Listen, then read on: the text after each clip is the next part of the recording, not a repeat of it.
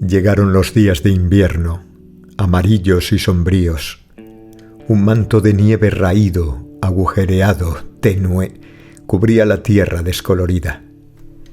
La nieve no alcanzaba a ocultar del todo muchos tejados y se podían ver acá y allá trozos negros o mohosos, chozas cubiertas de tablas y las arcadas que ocultaban los espacios ahumados de los desvanes, negras y quemadas catedrales erizadas de cabrios, vigas y crucetas, pulmones oscuros de las borrascas invernales.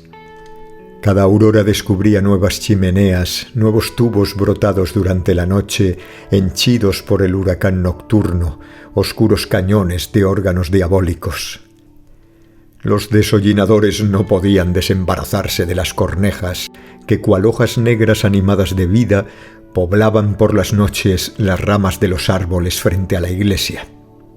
Levantaban el vuelo, batían las alas y acababan posándose cada una en su sitio, sobre su rama. Y al alba volaban en grandes bandadas, nubes de hollín, copos de azabache ondulantes y fantásticos, turbando con su trémulo graznido la luz amarillenta del amanecer. Con el frío y el tedio, los días se volvieron duros como trozos de pan del año anterior. Se entraba en ellos con los cuchillos romos, sin apetito, con una somnolencia perezosa. Mi padre no salía ya de casa. Encendía la chimenea, estudiaba la substancia jamás develada del fuego, disfrutaba del sabor salado, metálico y el olor a humo de las llamas de invierno, caricia fría de la salamandra que lame el hollín brillante de la garganta de la chimenea. En aquellos días ejecutaba con placer todas las reparaciones en las regiones superiores de la habitación. A cualquier hora del día se le podía ver acurrucado en lo alto de una escalera de tijera, arreglando algo en el cielo raso, las barras de las cortinas de las grandes ventanas o los globos y cadenas de los candiles. Lo mismo que los pintores, se servía de la escalera como de unos enormes zancos, sintiéndose bien en esa posición de pájaro entre los parajes del techo, decorados con arabescos y aves. Se desentendía cada vez más de los asuntos prácticos de la vida. Cuando mi madre, preocupada y afligida por su estado, trataba de llevarlo a una conversación de negocios y le hablaba de los pagos del próximo mes, él la escuchaba distraído, inquieto, con una expresión ausente, en el rostro sacudido por contracciones nerviosas. A veces la interrumpía de pronto con un gesto implorante de la mano para correr a un rincón del aposento, aplicar el oído a una juntura del suelo y escuchar, con los índices de ambas manos levantados, signo de la importancia de la auscultación. Entonces no comprendíamos aún el triste fondo de aquellas extravagancias, el doloroso complejo que maduraba en su interior. Mi madre no ejercía la menor influencia sobre él. En cambio, por Adela sentía gran respeto y consideración. La limpieza de la sala era para él una importante ceremonia a la que jamás dejaba de asistir. Seguía todos los movimientos de Adela con una mezcla de angustia y voluptuosidad.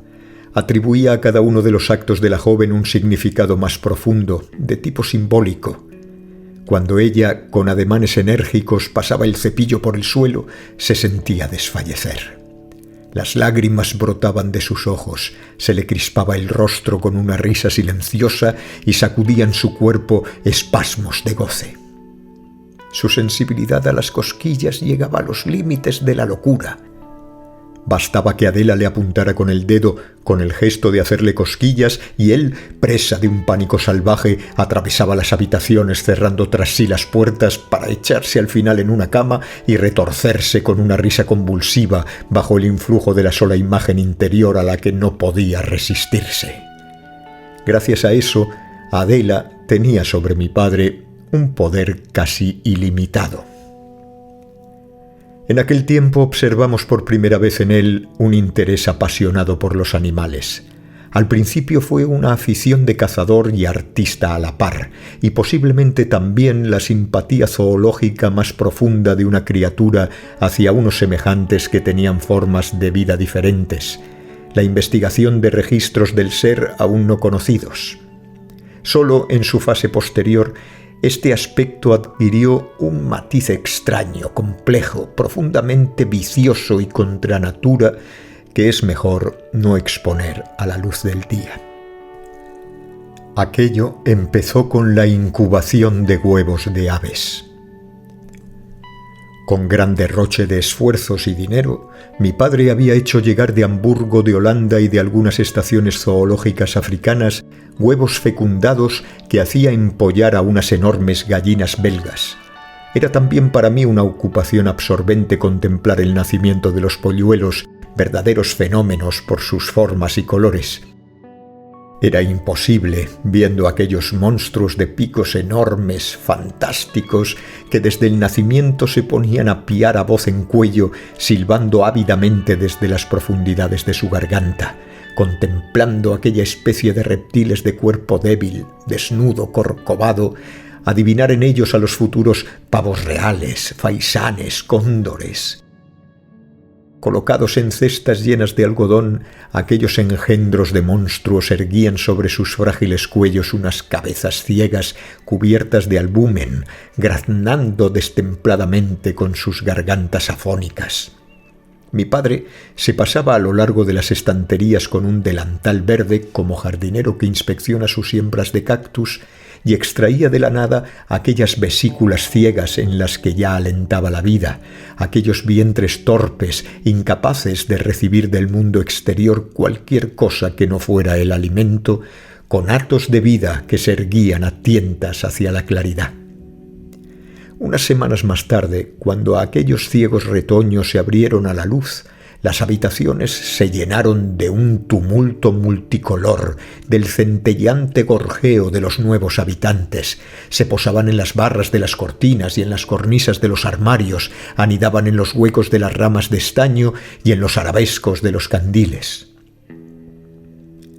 Cuando mi padre estudiaba los grandes compendios ornitológicos y tenía entre las manos las láminas de colores, parecía que era de allí de donde se desprendían aquellos fantasmas emplumados que llenaban el cuerpo con su aleteo multicolor de copos de púrpura y jirones de zafiro, de cobre, de plata. Cuando les daba de comer, formaban en el suelo una masa abigarrada, compacta y ondulante, una alfombra viva que a la llegada intempestiva de algunos se desintegraba, se dispersaba en flores móviles que batían las alas para acabar posándose en la parte superior del aposento. Tengo especialmente grabado en la memoria un cóndor, pájaro enorme de cuello desnudo, cara arrugada y buche voluminoso. Era un asceta magro, un lama budista de imperturbable dignidad en todo su comportamiento que se regía por el férreo ceremonial de su alta alcurnia. Cuando, inmóvil en su postura hierática de dios egipcio, con el ojo velado por una blancuzca carnosidad que cubría sus pupilas, como para encerrarse por completo en la contemplación de su soledad augusta, estaba con el pétreo perfil frente a mi padre, parecía su hermano mayor. La misma materia, los mismos tendones, la piel dura y rugosa, el mismo rostro seco y huesudo, las mismas órbitas profundas y endurecidas. Hasta las manos de fuertes nudillos y largos dedos de mi padre, con sus uñas abombadas, tenían cierta analogía con las garras del cóndor.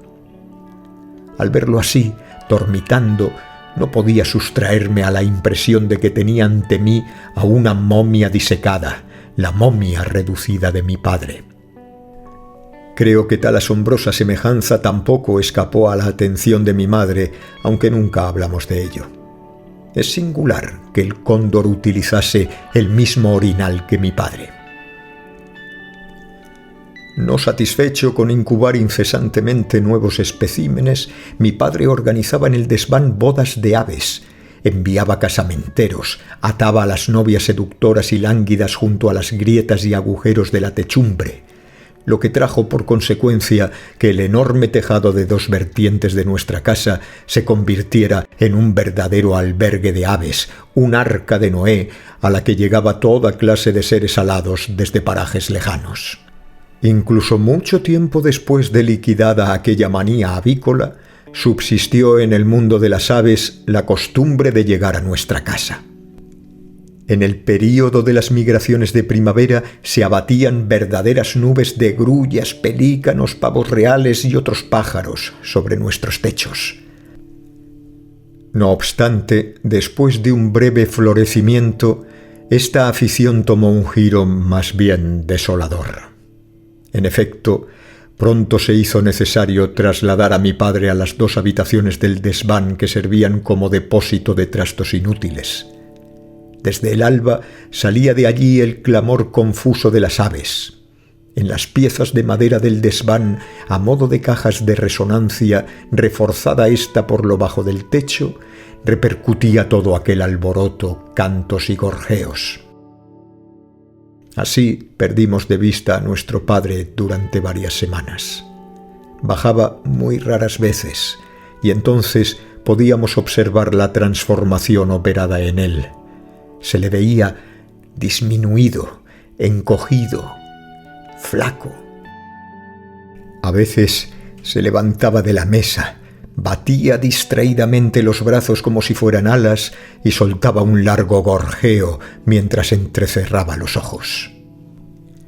Después, confuso y avergonzado, se reía con nosotros y trataba de disfrazar el incidente, haciéndolo pasar por una broma. Una vez, durante el período de la limpieza general, Adela se presentó de súbito en el reino de las aves de mi padre. Plantada en la puerta, se llevó la mano a la nariz ante el hedor que impregnaba la atmósfera.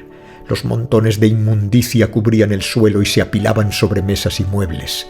Rápidamente, con gesto decidido, abrió la ventana y con su larga escoba comenzó a agitar aquel pajarerío. Levantóse una nube infernal de plumas, alas y graznidos, a través de la cual Adela, como frenética bacante, bailaba la danza de la destrucción. En medio de aquel estrépito, mi padre, batiendo los brazos, lleno de temor, trataba desesperadamente de emprender el vuelo. La nube de plumas se dispersó lentamente y, por último, solo quedaron en el campo de batalla Adela, agotada y jadeante, y mi padre, con expresión de tristeza y de derrota, dispuesto a cualquier capitulación. Momentos después, mi padre descendía la escalera de su imperio.